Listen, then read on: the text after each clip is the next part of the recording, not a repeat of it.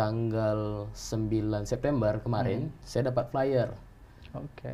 Masyarakat Anambas mau demo K3S. Kalau bicara politik, ya kan, bicara politik di Indonesia, orang seperti bicara bola. Aneh aja kan kalau kemudian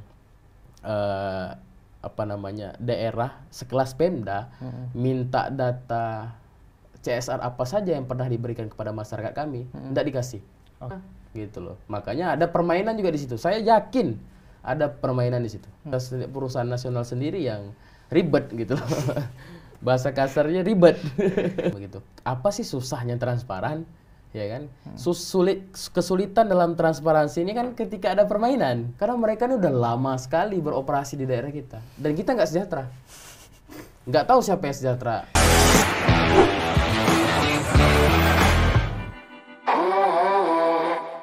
Pemirsa Setia Gama Pos, salam jumpa. Beberapa waktu lalu saya ketemu dengan seorang aktivis. Dia giat terkait dengan energi. Dia ngomongin soal energi. Terus sekarang lagi aktif juga di Aliansi Animas Menggugat dari Kepulauan Riau. Ada Bung Eko Pratama. Siap. Kabar Bung? Alhamdulillah siap, sehat Bung. Terakhir kita ketemu itu sebentar ya, Ya cuman kayaknya memang harus ketemu lagi, harus ngobrol. Harus gitu ngobrol.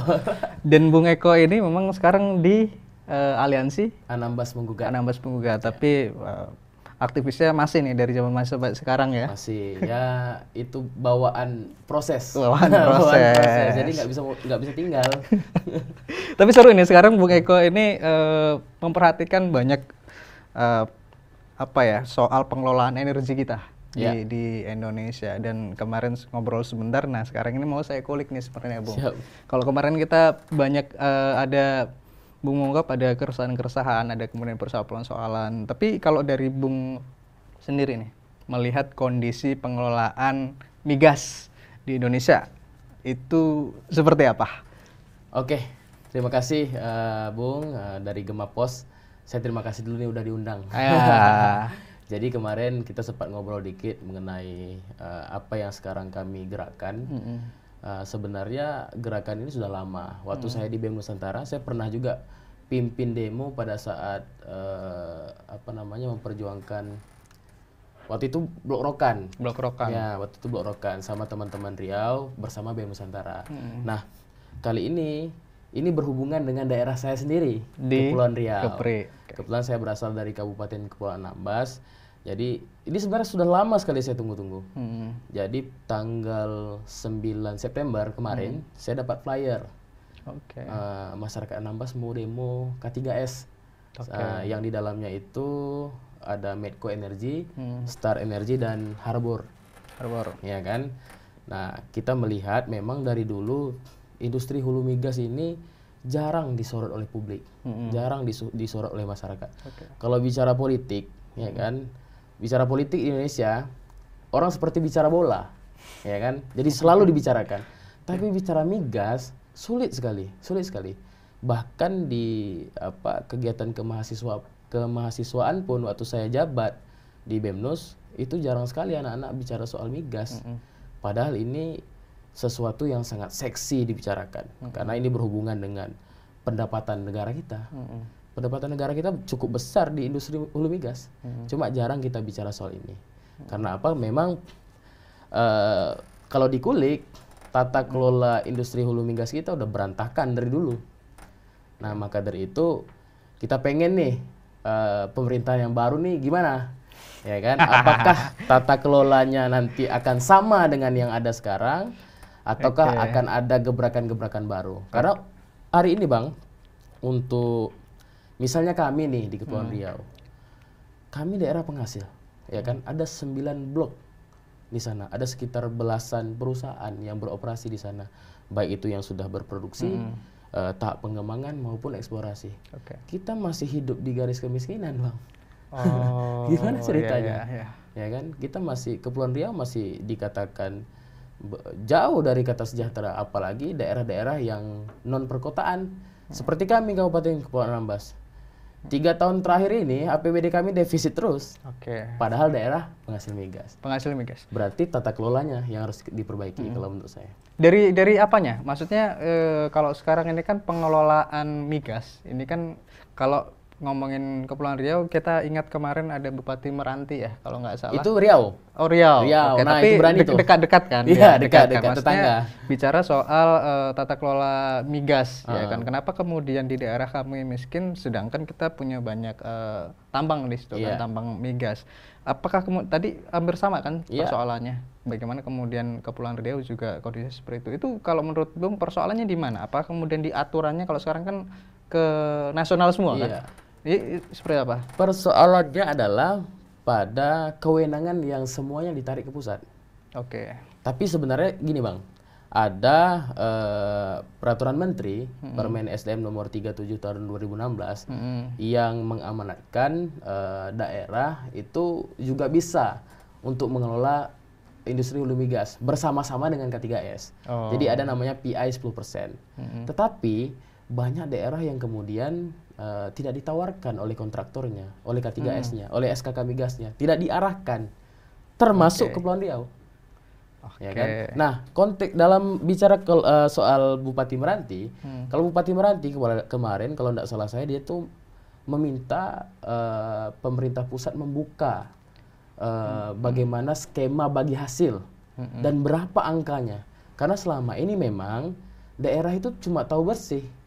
Cuma tahu ya udah kamu dapat DBH tahun 2024 100 miliar. Ya udah 100 miliar. Sekian gitu. Tapi hitungannya nggak tahu. Hitungannya padahal minyak itu, gas itu diambil dari daerah kita. Ya kan? Nah, ini yang gawat sehingga permainan itu sentral. Daerah tidak bisa mengawasi, apalagi masyarakat makin jauh dong. Tadi kalau persoalannya berarti kita cuma terima bersih aja daerah. Bersih aja. Padahal ada Permen SDM ya. Kalau itu soal pengelolaan saham. Pengelolaan sahamnya. Tapi kalau soal aturannya kan di Undang-Undang Nomor 22 tahun 2001 ya kalau saya kurang tahu persisnya mengenai bagaimana skema perhitungan DBH. Cuma yang jelas ya kan hari ini Permen SDM itu sebenarnya sebagai pintu masuk kita untuk mengetahui berapa besaran lifting, keuntungan, cadangan dan lain sebagainya dalam industri hulu migas. Di daerah kita? Di daerah kita. Nah, itu yang banyak daerah tidak mengetahui dan bahkan mungkin sengaja ditutupi oleh SKK Migas dan K3S. Berarti kan kalau tadi di Kepulauan Riau ada sekitar 11 perusahaan ya? Ada belasan perusahaan lah. Belasan ya. Itu ada PMA yang ada perusahaan nasional juga kan? Ada perusahaan nasional. Berarti daerah nggak tahu nih berapa keuntungannya mereka, terus kemudian seperti apa hitungan bagi hasilnya dari pusat ke daerah? Nggak ada yang tahu. Nggak ada yang tahu.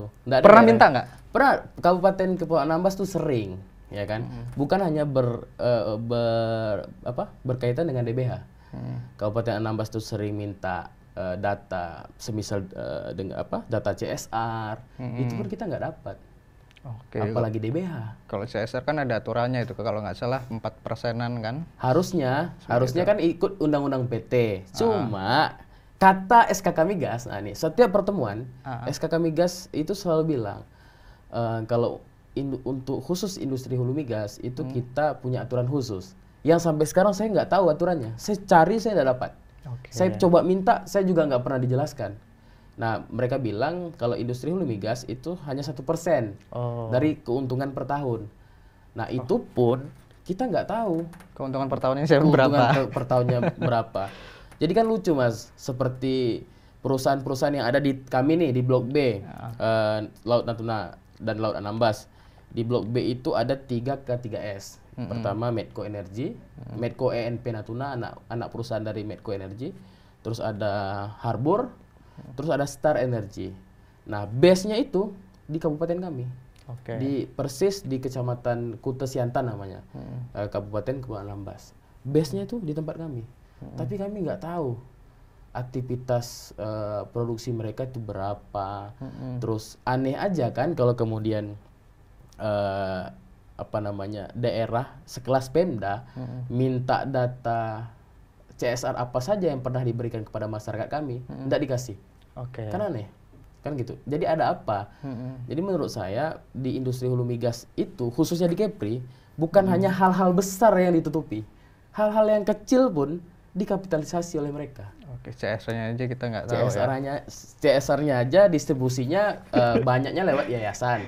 Yayasan yang dibentuk itu terafiliasi langsung dengan perusahaan. Ya berarti. Tapi biasanya SKK Migas harusnya tahu dong. Harusnya SKK Migas itu sebagai regulator ya kan berpihak kepada dua belah pihak. Ya kan, kepada masyarakat iya, kepada perusahaan iya. Ini SKK Migas ini selama ini ya jadi jongosnya K3S. Menjaga K3S, menjaga perusahaan. Harusnya balance dong, karena mereka beroperasi di wilayah kami, harusnya hidup berdampingan dong dengan kami. Contoh nih, untuk Anambas, soal tenaga kerja. Yang bekerja di blok migas itu ada ribuan orang. Ya kan? Sementara orang kami yang bekerja di sana bisa dihitung. Orang Kepri. Terakhir saya duduk sama salah satu ketua serikat pekerja di sana di Kecamatan Palmata. Saya tanya, berapa bang yang terdata di serikat pekerja? Cuma sekitar 365 orang. Terdata. Ya taruhlah 500 orang, berarti sekitar 10%-nya. 10%. Sementara kita punya perda, ya kan? Yang mereka sendiri nggak mau sesuaikan. Kalau perda kita kan 70% harus dari anak tempatan, dari anak lokal, ya kan. Kalaupun ini berkaitan dengan industri hulu migas yang harus punya keahlian khusus, ya udah kita sesuaikan aja. Masa koki juga harus dikirim dari Jakarta, kan begitu? Oh begitu. Ya itulah kenapa demikian, karena kontrak bagi hasil mereka adalah skemanya adalah cost recovery. Jadi seluruh biaya produksi itu nanti diganti oleh negara, gitu loh. Makanya ada permainan juga di situ. Saya yakin ada permainan di situ. Jadi sampai kemudian tenaga kerjanya untuk lokal pun nggak diakomodir seperti nggak proporsional lah. Dari luar, kebanyakan dari mana? Kebanyakan dari luar. Dan sekarang lagi ada kasus. Anak lokal yang masuk di sana itu pakai bayar. Variatif, Mas. Ada suapnya. Ada suapnya. Paling sedikit itu 21 juta. Saya adalah pegang laporan polisinya. Sekarang lagi diproses. Inilah kami mau lihat nih keseriusan aparat penegak hukum. Apakah kemudian beliau mau proses, ya kan, mau memenangkan masyarakat, karena ini jelas penipuan, penggelapan. Udah jelas. Bukan hanya suap nih, bukan hanya suap yang terjadi. Udah ada oknum, ya kan, yang minta dulu nih ke orang yang mau kerja, menjanjikan pekerjaan sampai sekarang belum naik kerja. Belum kerja. Nah, sekarang jadi, dilaporkan. Merasa tertipu terus dilaporkan. Dan ini pintu masuk untuk membuka tabir permainan ini selama kurun waktu puluhan tahun ke belakang ini. Respon pemerintah daerah gimana? Saya itu, ya kita sebagai aktivis kan bisa ngukur juga nih Mas, ya kan, bagaimana respon pemerintah daerah. Dari awal saya ikuti gerakan ini, memang pemerintah daerah menempatkan posisi di tengah, ya kan, nggak condong ke kita, nggak juga condong ke perusahaan. Mungkin mereka berkaca dengan Bupati Meranti, takut pakai rompi oren kan begitu. Kita paham juga, karena untuk isu migas ini terbatas mereka itu. Pasti ada kepentingan politik, garis-garisannya jelas, ya kan, takut ditekan ABCD. Makanya saya dorong gerakan rakyat di sini. Kalau kita mau terbuka, ya kan, kita mau jelas perjuangan ini, ya udah arahkan ke civil society. Tapi kan kemarin dorongannya juga termasuk untuk saham untuk daerah kan? Iya, harusnya. Kalau kita bicara keharusan, harusnya Pemda support. Harusnya saya kemana-mana di support Pemda, tapi kan nggak gitu. Kemana-mana belajar ke kawan-kawan Aceh, kawan-kawan Riau. Kemarin saya juga ikut seminar Lemhanas dengan Serikat Pekerja Pertamina. Harusnya kan kita dibuka ruang itu kepada oleh pemerintah provinsi atau pemerintah kabupaten. Ini tidak. Karena apa? Karena itu tadi ada hal-hal yang mungkin ditutupi. Ya, ada hal-hal yang gawat lah gitu. Ya contohnya Meranti, Mas. Berapa hari setelah dia statement itu, kan langsung naik kasus-kasusnya yang lain. Nah, sekejam itu migas. Ya karena mungkin ada berbenturan kepentingan. Banyak kepentingan di situ, karena apalagi uang besar. Ya, pada PMA perusahaan nasional juga yang tadi disebutkan juga kan, termasuk Medco itu kan perusahaan nasional kan, yang kemarin kalau nggak salah sempat statement juga soal itu. Kami kemarin waktu masyarakat Anambas demo di BES, di Mata BES, kami membuat demo yang sama di sini, ya kan? Cuma saya demo di Medco. Oh, demo di sana? Di CBD. Oke. Nah, mereka kan demo di Anambas tanggal 18 September. Kami bawa teman-teman mahasiswa demo di Medco. Kenapa Medco? Karena Medco ini perusahaan swasta nasional, perusahaan yang harusnya girohnya itu kepada masyarakat dan negara, dalam negeri kan begitu. Bukan orientasinya hanya kepentingan aja, kepentingan keuntungan aja. Harusnya mereka yang bisa hidup berdampingan dengan masyarakat. Ini malah mereka yang paling keras kan begitu. Makanya saya ya udah, kita nggak usah demo di SKK, kita nggak usah demo di Harbor, kita nggak usah demo di Star, kita demo di Medco. Kita demo di SCBD. Demolah kami di SCBD dengan isu dan tuntutan yang sama. Salah satunya waktu itu tuntutan kami soal OS, outsider pesawat. Jadi kan mereka kan ada cengkru nih, ya kan? Dari Halim ke Mata langsung. Nah, kita ini kan terbatas soal transportasi. Nah, pada saat mereka cengkru, otomatis kan charter pesawat. Selalu ada seat kosong untuk mahasiswa numpang, mau kuliah ke Jakarta atau emergency. Nah, Medco waktu di Mata BES, mereka tanda tangan kesepakatan bahwasanya mereka pengen bersedia buka OS itu kembali. Tapi kenyataannya sampai hari ini tidak. Ya kan? Yang lain sudah, Harbor sudah, Star sudah bisa numpang masyarakat Anambas untuk ke Jakarta. Tapi Medco belum. Padahal perusahaan nasional loh ini, Medco. Ya kan? Perusahaan swasta nasional, perusahaan migas swasta nasional terbesar di Indonesia. Ya kan? Iya, banyak di daerah Sumatera Selatan, di harusnya kan dia blok-blok itu yang lebih berperan ya kan daripada perusahaan asing. Ini malah perusahaan kita, perusahaan nasional sendiri yang ribet gitu loh. Bahasa kasarnya ribet.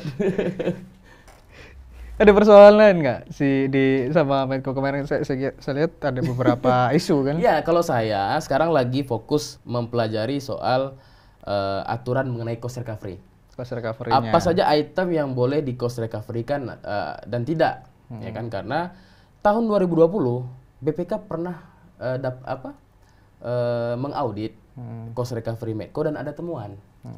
Ada sekitar berapa US dollar itu kelebihan cost recovery dari ambang batas harusnya boleh cost recovery. Kelebihan. Tapi ya kan yang saya baca di berita-berita itu SKK Migas tidak menindaklanjuti, kan begitu. Makanya saya tarik soal tenaga kerja, soal CSR, kejanggalan-kejanggalan yang saya lihat langsung. Saya pengen BPK untuk mengaudit itu cost recovery-nya Medco. Kalau misalnya ketemu penyimpangan, ya udah aparat penegak hukum harus bertindak. Kalau kita berharap dengan SKK Migas sudah pernah terjadi dan tidak ditindaklanjuti. Jadi mungkin dalam 2 minggu ke depan saya mau ke BPK, audiensi ke BPK untuk tanya, bisa nggak kira-kira diaudit? Harusnya kan bisa, karena ada subjek yang bisa dikorupsi itu ada, ya kan? Karena skema kontrak mereka cost recovery, harusnya bisa diaudit. Dan ketika sudah ketemu, ya kan, langsung kita dorong aparat penegak hukum untuk bertindak.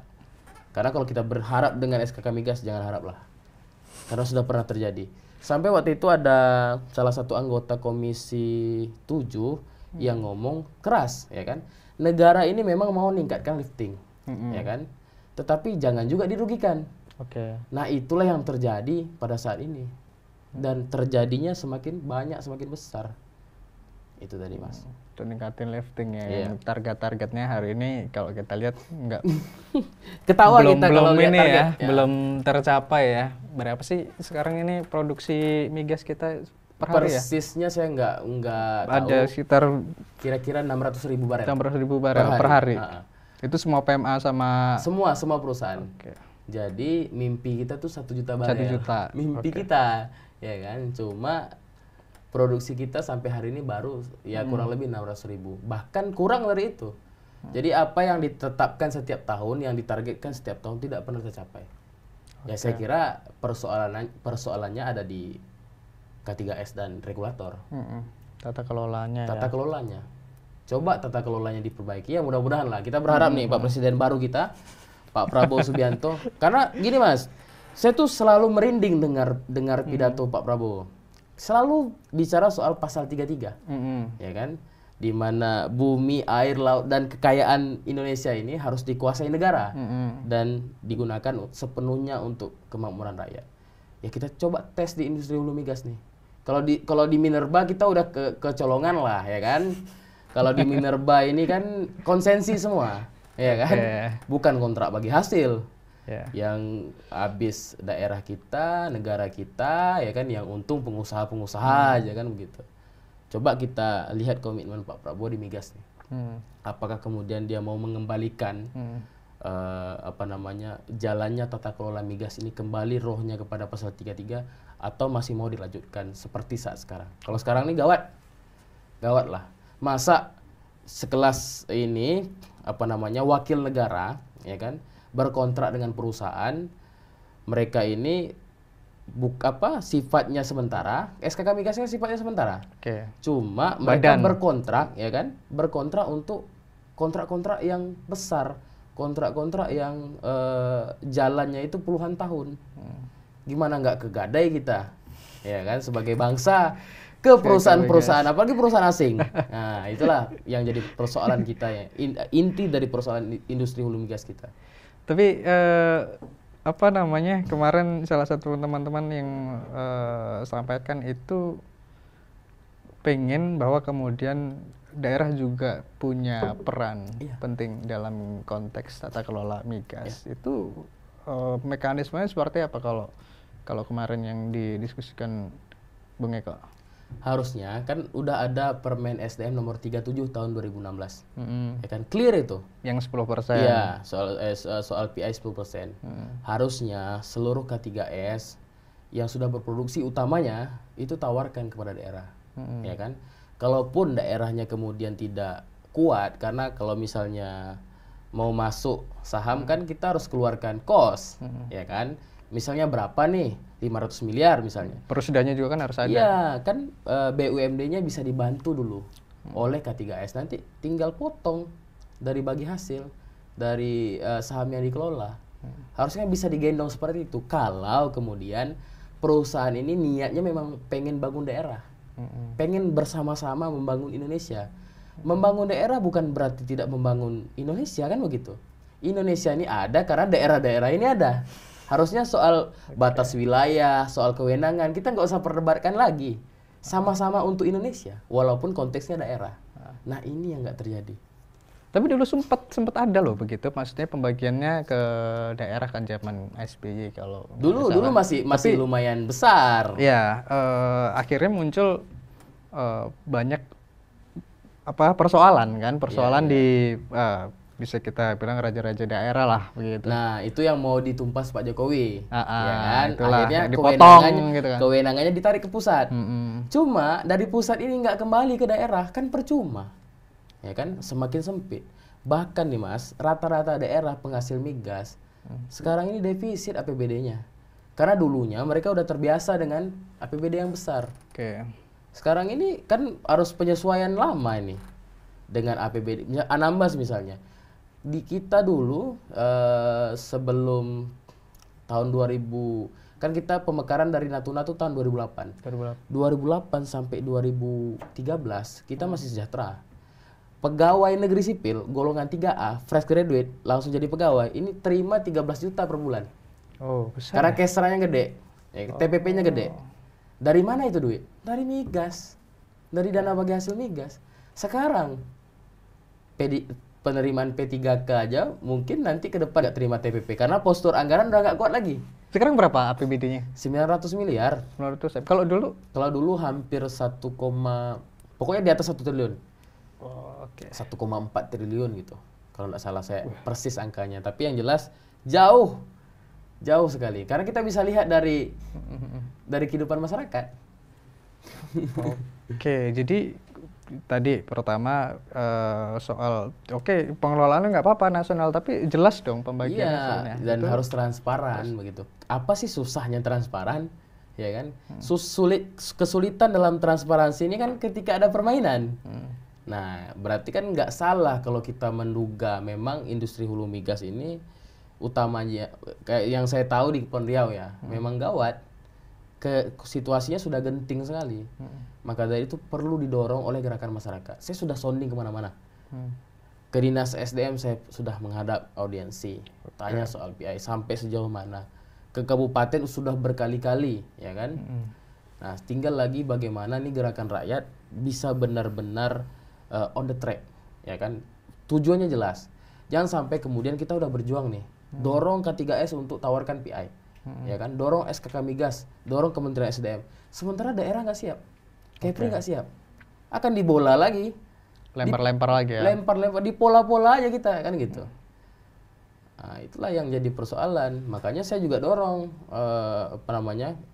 Dinas SDM, pemerintah Provinsi Kepri untuk ya udah kalau misalnya kalian memang nggak paham, kalian belajar. Ada Riau, ada Jabar. Sudah berhasil. PI-nya sudah dapat. Yang sudah jalan itu kan Jabar. Bahkan Jawa Barat itu subkon dari K3S-nya itu diisi oleh BUMD.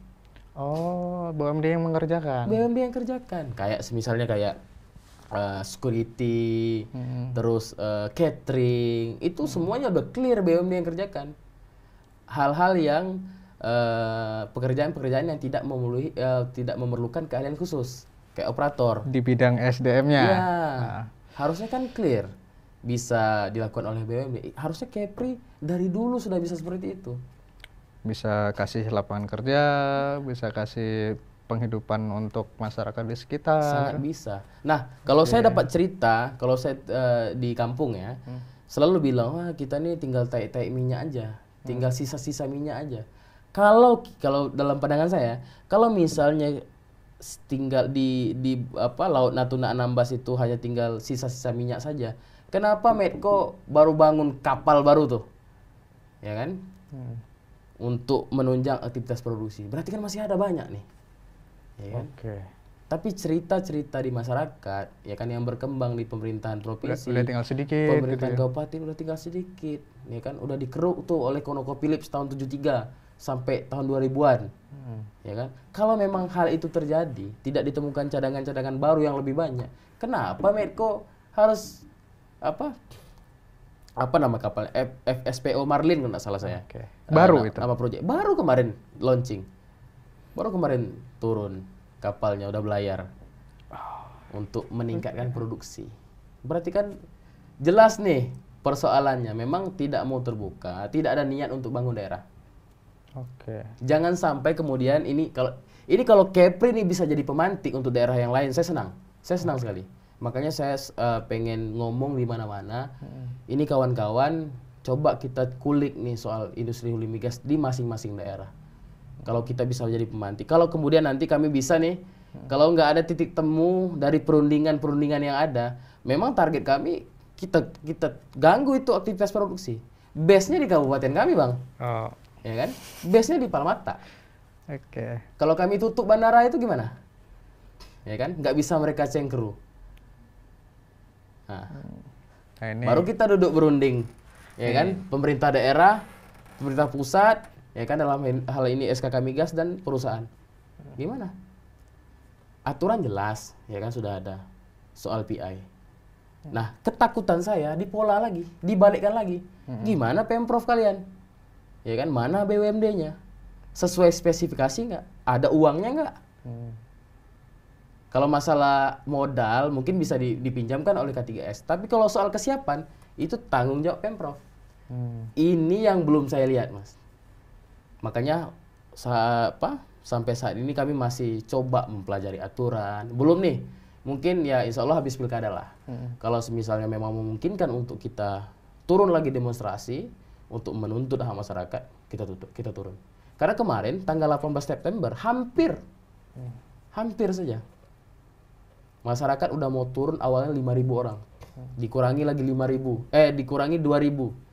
Nah, sampai akhirnya di hari H, karena sudah banyak pengembosan ini, sudah turun dari Polda, sudah turun dari Polres, sudah turun Bupati mengumpulkan kades-kades di BES, Bupati kami mengumpulkan kepala desa yang mau turun nih di base-nya itu.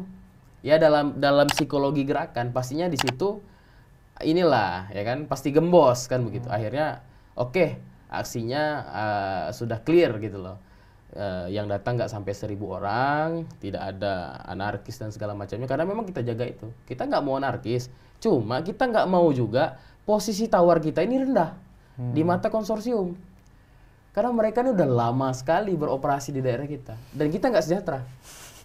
Nggak tahu siapa yang sejahtera. Indonesia sejahtera atau enggak tuh? Tapi emang kalau ngomongin migas ini agak rumit sih memang ya, agak rumit. Bicara soal aturan mau kemudian kita proses perizinan aja luar biasa ribet. Belum kemudian kalau bersinggungan dengan kepentingan nasional. Karena kan sekarang kita memang gencar soal industrialisasi kan betul. Gitu.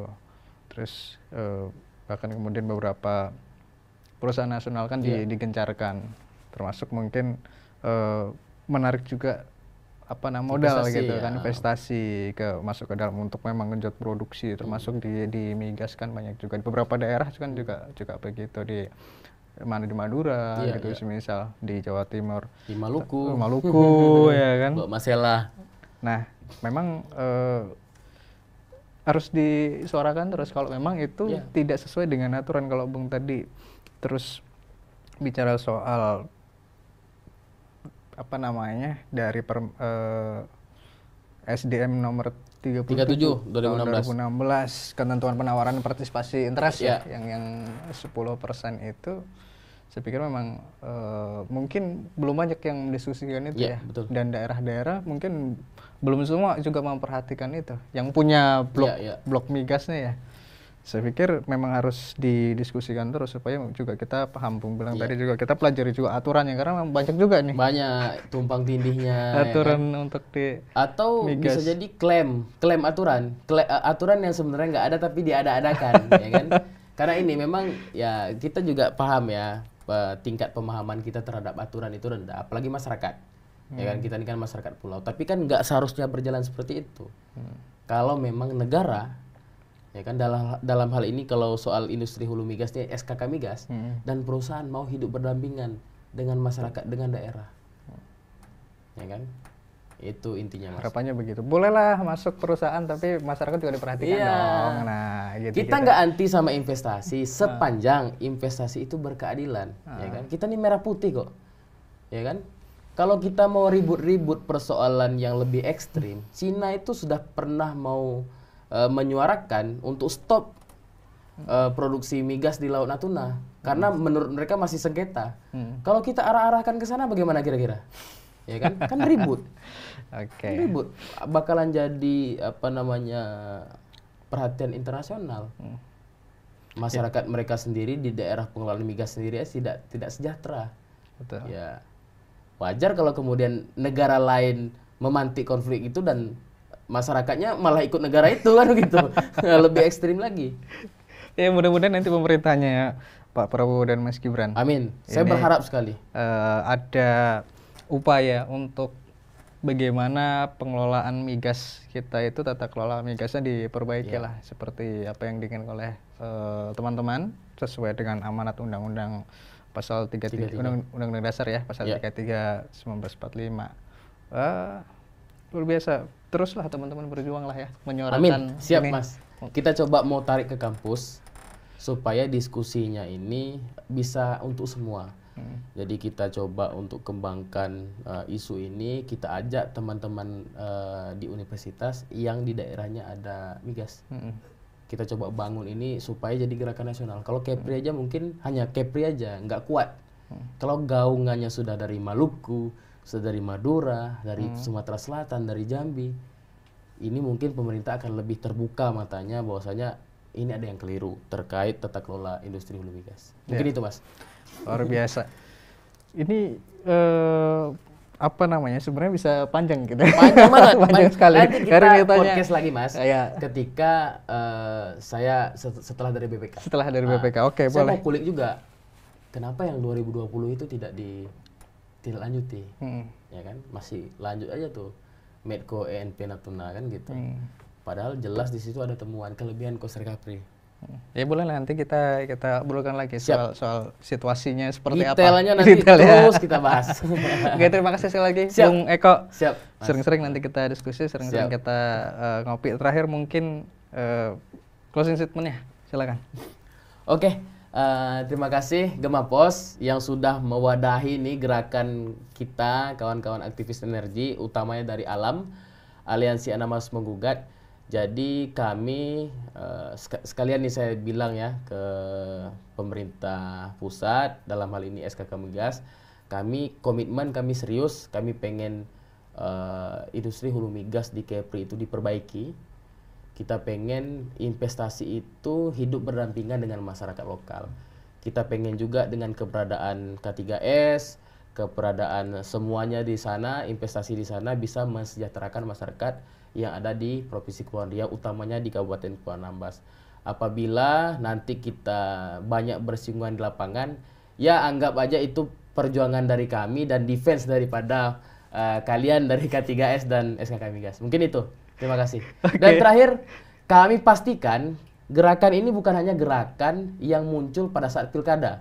Kami pastikan setelah pilkada 2024 kami akan turun demo dan target kami adalah menduduki Matabes. Oke, luar biasa semangatnya ya. Semangat sekali Mas. Oke, terima kasih sekali lagi Bung Eko. Nanti kita diskusi lagi lanjutan. Baik, pemirsa setia Kompas, demikian diskusi kita dengan Bung Eko. Nantikan diskusi-diskusi kita selanjutnya. Terus dukung Kemapos dengan like, komen, dan subscribe. Terima kasih sekali lagi. Sampai jumpa. Terima kasih, Bung. Thank you.